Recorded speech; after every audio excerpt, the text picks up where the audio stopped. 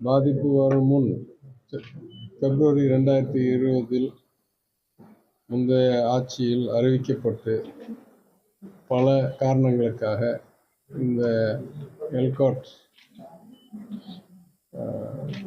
கட்டடம்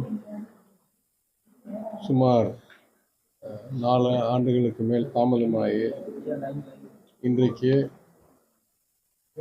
சுமார் 3 லட்சம் சதுரடி மொத்த அளவிலும் சுமார் 2 லட்சம் சதுரடி அலுவலகம் செலுத்தும் அளவிற்கு 6 அடுக்குமாடியில் பொது சேவைகள் உட்பட்டு இந்த கட்டடம் பல தடைகளை தாண்டி பல திட்டமிடுதலில் இருந்த குறைகளை தாண்டி கிட்டத்தட்ட முடிகிற அளவுக்கு இன்றைக்கு வந்துவிட்டது. மாண்புமிகு முதலமைச்சரால் விரைவில் என் கணிப்பில் ஒரு 2 வாரங்கள் பீரியட்குள்ள இங்கே திறந்து வைக்கப்படும் என்பதில் மிக்க மகிழ்ச்சி அடைகிறோம். இன்றைக்கு கோவையில் இத்தகைய அலுவலகங்களுக்கு மிக அதிகமான தேவை இருக்கிறது. ஏற்கனவே இங்கே இருக்கிற சுமார் 2 லட்சம் சதுரடிக்கு எங்கள் கணிப்பில் ஒரு 6லேருந்து 7 லட்சம் சதுரடி வரைக்கும் கோரிக்கை வந்திருக்கு வாடகைக்கு.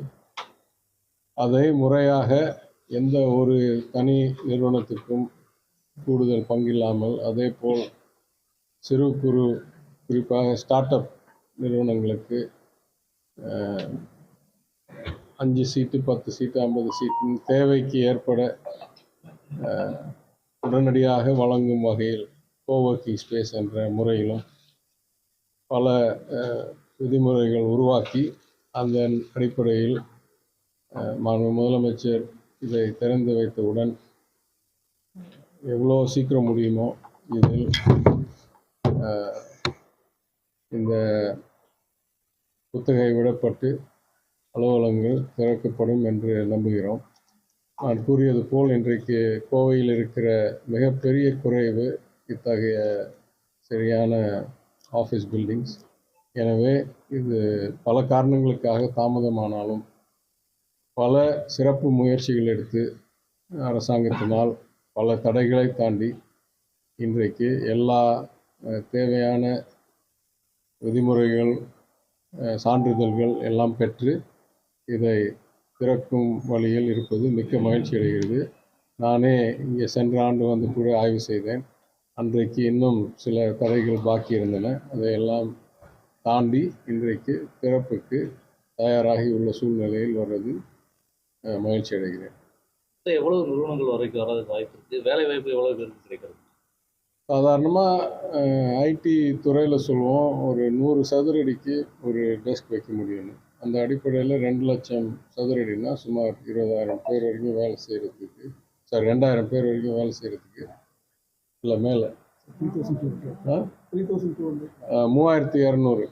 ஏன்னா பொது இதெல்லாம் நாங்களே ஏற்பாடு பண்ணிட்டோம். அதனால் கரெக்டாக கணக்கு போட்டு பார்த்தா இன்னும் கூடுதல் கணக்கு வருது. ஆனாலும் 3,250ன்னு சொல்கிறார் எம்டி. சரின்னு தோணுது. ஏன்னா நான் சொல்கிறது 100 சதுரடி காமன் ஏரியா சேர்த்து. ஆனால் நான் ஏற்கனவே காமன் ஏரியா கழிச்சிட்டதுனால இப்போ 60 ஸ்கொயர் ஃபீட்டுக்குள்ளே ஒன்று வைக்கலான்னு நினைக்கிறோம். நிறுவனம் எத்தனைன்றது ரொம்ப சிந்திக்க வேண்டியது. ஒரு சில நிறுவனங்கள் முழு கட்டடத்தை எங்களுக்கே கொடுத்துருங்கன்னு கேட்குறாங்க. ஆனால் அது நியாயமாக இருக்காது என்ற கொள்கையிலும் நான் கூறியது போல் பல சிறு குறு புதுசாக உருவாக்கும் தொழில் அதிபர்கள் முனைவோர்கள் அவங்களுக்கும் வாய்ப்பு வழங்க வேண்டும் என்றதற்காக ஏற்கனவே நான் கூடுதல் தலைமை செயலர் இந்த துறையுடைய கூடுதல் தலைமை செயலருடனும் எல்காட் எம்டியுடனும் ஒரு விதிமுறையை உருவாக்குவதற்கு அறிவுரை கூறியிருக்கிறேன். அந்த அடிப்படையில் என்னை பொறுத்த வரைக்கும் ஒரு 4 இல்லை 5 நிறுவனமாவது இங்கே வரணும். அது இல்லாமல் ஒரு 20,000 இல்லை 15,000 சதுரடியாவது இந்த கோவர்க்கிங் ஸ்பேஸ் ஷார்ட் டேர்ம் லீஸுக்கும் ஸ்டார்ட் அப் யூஸுக்கும் உருவாக்குற வழியில் வழங்கப்படும் என்று கொள்கை அடிப்படையில் நான் கருதுகிறேன். அதே போல எலக்ட்ரானிக் சிட்டி பெங்களூர் மாதிரி கோவையில் வந்து ஐடி செக்டர் இன்னும் அதிகப்படுத்துறதுக்கு என்ன மாதிரி நடவடிக்கை? ஏற்கனவே அறிவிச்சிருந்தோம். நான் நிதியமைச்சராக இருக்கும்போதே அறிவிச்சிருந்தோம். இங்கே ஹைடெக் சிட்டி ஒன்று உருவாக்கணும்னு 300 சுற்று ஏக்கரில். அந்த பணியும் நடந்து கொண்டிருக்கு என்று நான் கருதுகிறேன். உண்மையில் பல முயற்சிகள் ஆங்காங்கே எடுக்கப்பட்டு வெவ்வேறு நிலுவையில் இருந்தாலும் ஒரு கோஆர்டினேட்டட் அப்ரோச் என்று எடுக்கிறது மிக அவசியம் என்று கருதுகிறேன்.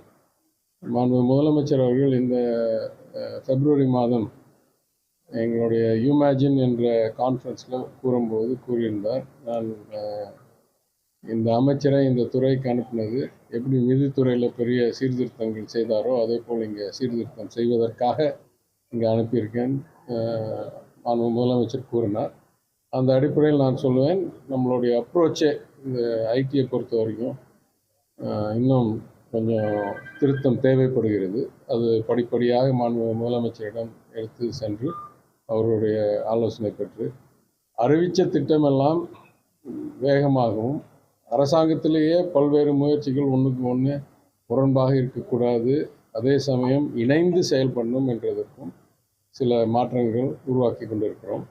அதன் அடிப்படையில் நீங்கள் கேட்குற மாதிரி கோவையில் மட்டும் இல்லை, 2-3 இடத்துல அறிவிச்சிருக்கோம். ஒசூரில், கோவையில், சென்னை, வடக்கு சென்னையில் இந்த மாதிரி ஒரு இன்டகிரேட்டட் சிட்டிஸ், ஹைடெக் சிட்டிஸ் என்ற முயற்சியை எடுத்து அதில் எல்லா வசதிகளும், அதாவது தங்கும் வசதி, ஆஃபீஸ், பொது வழி, ஹாஸ்பிட்டல், ஸ்கூல், ஷாப்பிங் மால் எல்லாம் இருக்கிற மாதிரி பண்ணால் தான் ஒரு அளவுக்கு கம்பீட் பண்ண முடியும் பெங்களூரோட, ஹைதராபாடோடன்றது தெளிவாக தெரிஞ்சு தான் 2 ஆண்டுகளுக்கு முன்பே நிதிநிலை அறிக்கையிலேயே அந்த மாதிரி உருவாக்கப்படும் என்று கூறியிருக்கிறோம். அதற்கு லேண்ட் அக்விசிஷன் என்ற படிப்படியாக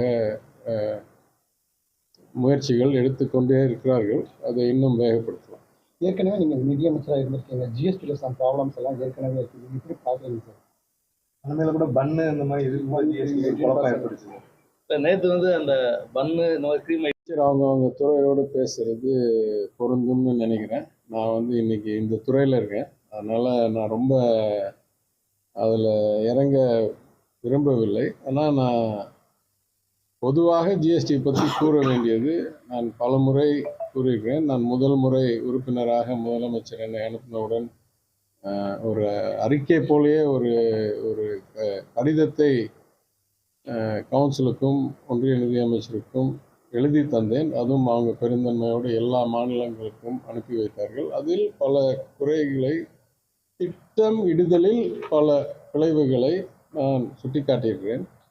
அதனால் நான் கூறுவேன், இது ஒரு சின்ன உதாரணம் தான். ஒரே பொருளில் சிலது 5%, சிலது 12%, சிலது 18% தான். இல்லை அது தனித்தனியாக விற்றா வேறு ரேட்டு, ஒன்றா சேர்ந்த வேறு ரேட்டு, இதெல்லாம் ஒரு 1000ல் ஒரு உதாரணம். இந்த அடிப்படை திட்டமிடுதலில் பல பிழைவுகள் இருக்குன்னு கூறுகிறேன். அது பொது வழியில் இருக்குது, அது பாருங்கள். திருத்தறத்துக்கு எனக்கு அரசாங்கத்தோடைய மனப்பான்மை சரியாக இருக்கணும் என்று தான் நான் கூறுவேன். எப்போ ஒன்றிய அரசாங்கம் இதை முழுமையாக ஏற்றுக்கொண்டு நல்ல மனதோடு அனைவருக்கும் வாய்ப்பளித்து இது சீர்திருத்தணும்னு நினைக்கிறாங்களோ, இதை மிகவும் வேகமாக திருத்தலாம் என்று நான் நம்புகிறேன். Thank you sir.